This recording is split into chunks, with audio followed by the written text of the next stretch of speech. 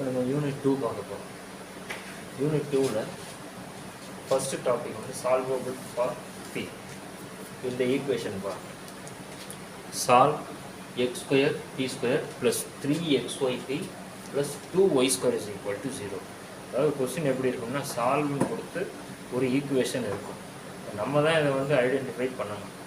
இப்போ அவங்களே வந்து பர்டிகுலராக சால்வபிள் ஃபார் பி அப்படிங்கிற மாதிரி மென்ஷன் பண்ணி கொடுத்தாங்கன்னா இந்த ப்ரொசீஜரை ஃபாலோ பண்ணுங்கள். சால்வ்னாக்க உங்களுக்கு எந்த மெத்தட் ஈஸியாக இருக்கோ அதை ஃபாலோ பண்ணுங்கள். இப்போ ஃபஸ்ட்டு ஸ்டெப்பு உங்களுக்கு தெரியும். சொல்யூஷன் போட்டு இந்த கிவன் இதை அப்படியே எடுத்து எழுதி இந்த ஈக்குவேஷனை ஒன்றுன்னு கன்சிடர் பண்ணிக்கணும். இப்போ இந்த ஈக்குவேஷன் என்ன ஃபார்மில் இருக்குன்னு பாருங்கள். பி ஸ்கொயர் இன்ட்டு அடுத்தது பி இன்ட்டு இங்கே வந்து பி அப்பியர் ஆகலை. இப்போ இதை நான் என்ன ஃபார்மில் இருக்குன்னு எழுதுனேன்னா, above equation is of the form, என்ன ஃபார்முலா இருக்குன்னா a x square plus bx plus c is equal to 0. இந்த ஃபார்முலா இருக்கு. இப்போ இதை பாருங்கள். இது ஈக்குவேஷன் 2ன்னு எடுத்து ஈக்குவேஷன் 1ஐயும் 2ஐயும் பாருங்கள்.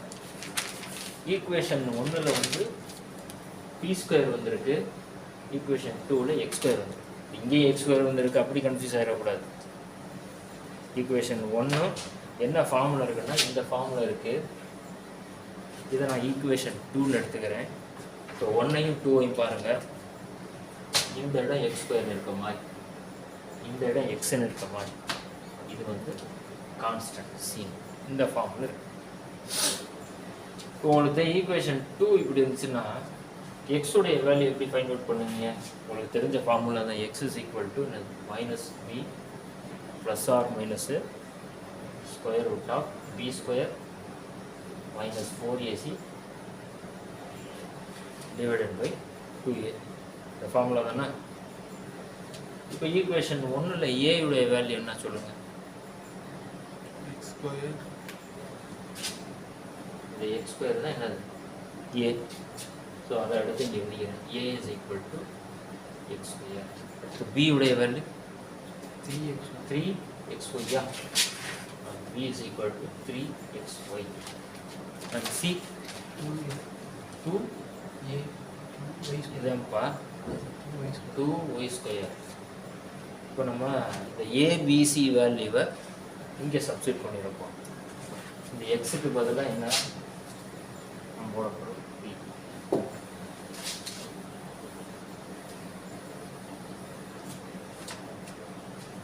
P is equal to first என்ன minus P minus B னா minus 3xy plus or minus போட்டுக்கிறேன். square root of B square இதுனா 3xy whole square. அடுத்து minus 4a உடைய வேல்யூ என்னது?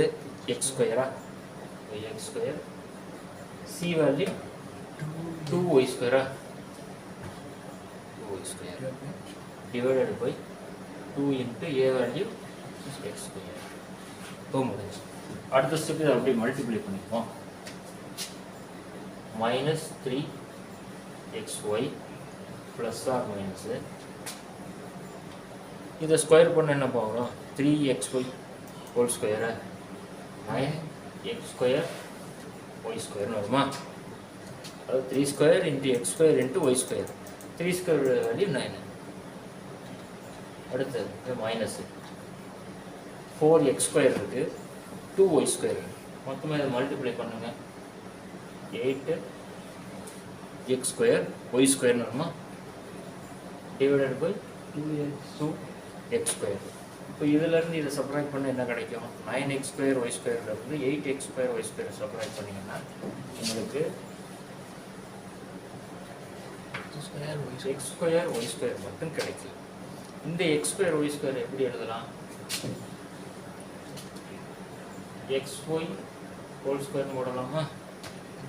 அடுத்த ஸ்டெப் இந்த ஸ்கொயர் ரூட்டும் கேன்சல் ஆகிடும். இப்போ உங்களுக்கு என்ன எப்படி இருக்கும்? -3xy plus or minus xy divided by 2x². இப்போ ஆட் பண்ணுறப்போ ஒரு ஆன்சர் கிடைக்கும், சப்ராக்ட் பண்ணுறப்போ ஒரு ஆன்சர் கிடைக்கும். ரெண்டு ஆன்சர் கிடைக்குமா?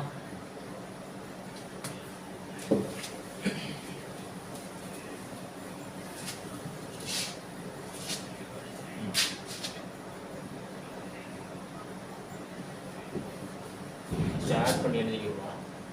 இஸ் ஈக்குவல் டு ஆட் பண்ணோம்னா -3xy plus xy divided by 2x².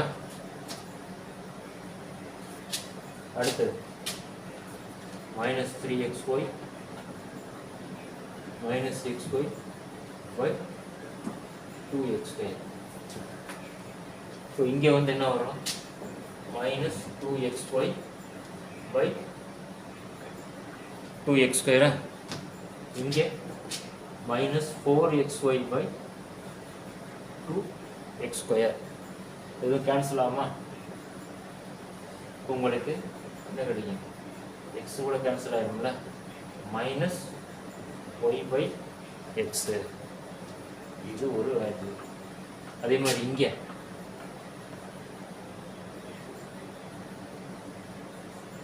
என்ன வரும்? -2y/x. So this is also P. இப்போ உங்களுக்கு தெரியும் இந்த செகண்ட் யூனிட் ஃபுல்லாகவே நான் என்ன சொல்லியிருக்கேன்? P is equal to dy/dx. இதை எடுத்து அப்படியே அங்கே நம்ம எங்கே P அப்பியர் ஆகிருக்கோ அதை சப்ஸ்டிட் பண்ண போகிறோம். இப்போ இதில் Pக்கு பதிலாக dy/dx போட போகிறோம். இப்போ dy/dx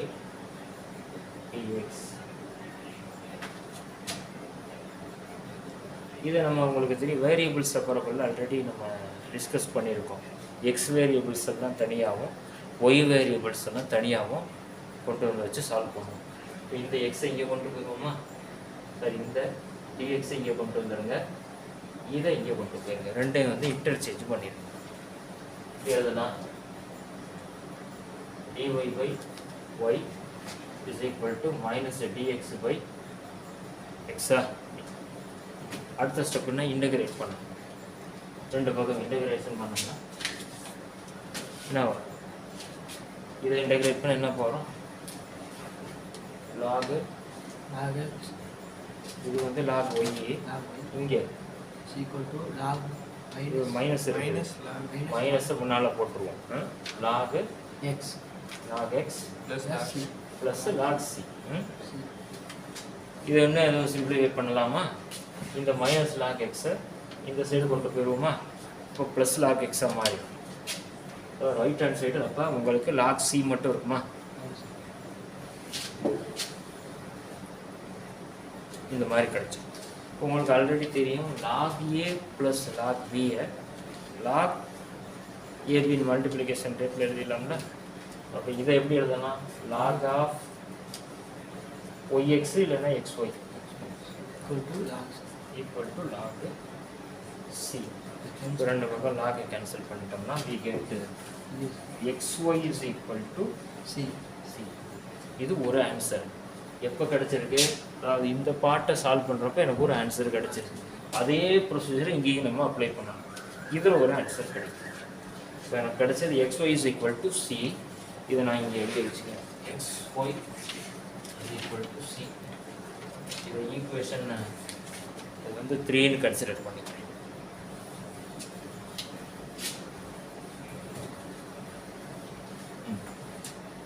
இங்கே dy/dx போடுவோமா?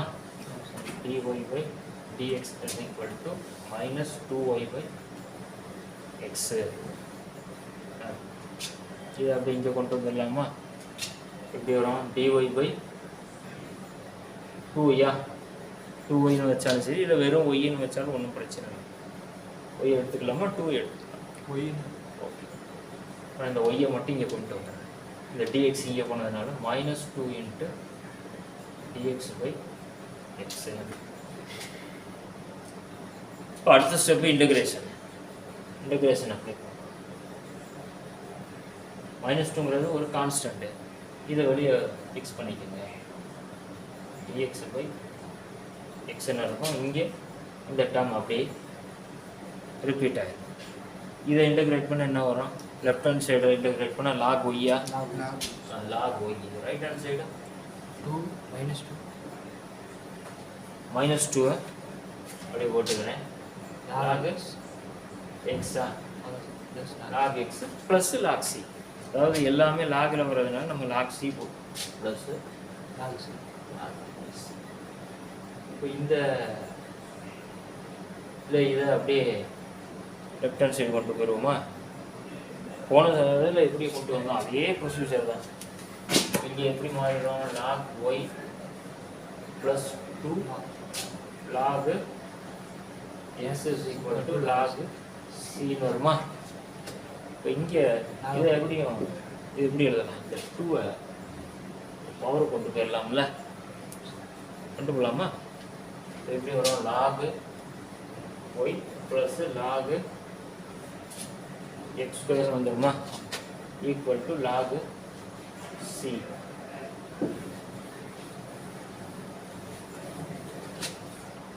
இப்போ இதை எப்படி எழுதலாம்? log y x ஸ்கொயர் போட்டுடலாமா? Is equal to log c. Cancel பண்ணிடுவோமா? கேன்சல் பண்ணோம்னா நமக்கு x square y is equal to c. இது ஈக்குவேஷன் 4ன்னு வச்சுக்கணும். ஆல்ரெடி எனக்கு ஒரு வேல்யூ கிடைச்சிருக்கல. ஈக்குவேஷன் 3ஐயும் ஈக்குவேஷன் 4ஐயும் மல்டிப்ளை பண்ணணும். மல்டிப்ளை பண்ணுறோன்னா இப்போ ஈக்குவேஷன் 3ல் பாருங்கள் xy இஸ் ஈக்குவல் டு cன்னு இருக்குது. இந்த சியை இந்த லெஃப்ட் ஹேண்ட் சைடு கொண்டு வரணும். xy minus c is equal to 0 அப்படின்னு. அதே மாதிரி இங்கே இந்த சியை இந்த சைடு கொண்டு வந்துடும். இப்போ yx square minus c is equal to 0. இதையும் மல்டிப்ளை பண்ணி எழுதணும். இதுதான் சொல்யூஷன். மல்டிப்ளை பண்ணிங்கன்னா என்ன வரும்? xy minus c into y x square minus c is equal to 0. இதுதான் சொல்யூஷன். இப்போ இன்னொரு நோட் பண்ண வேண்டிய பாயிண்ட்டு, ஒரு சொல்யூஷன் கொடுத்து அது ஜென்ரல் சொல்யூஷனா சிங்குலர் சொல்யூஷனான்னு கேட்டால் நமக்கு ஐடென்டிஃபை பண்ண தெரியும். ஒரு சொல்யூஷனில் கான்ஸ்டன்ட் வந்துடுச்சுன்னா அதுக்கு பேர் ஜென்ரல் சொல்யூஷன். கான்ஸ்டண்ட்டே வரலை அப்படின்னா அதுக்கு பேர் சிங்குலர் சொல்யூஷன். இப்போ நமக்கு ஒரு சொல்யூஷன் கிடச்சிருக்கு. சீனா கான்ஸ்டன்ட் தானே. இந்த என்ன சொல்யூஷன்? General solution. மேலே ஜென்ரல் சொல்யூஷன் எஸ் அப்படின்னு போட்டு இதை முடிச்சிடும். இப்போ ஒன் வேர்டில் வந்து கொடுத்து என்ன சொல்யூஷன் கேட்டாலும் நமக்கு தெரியணும்.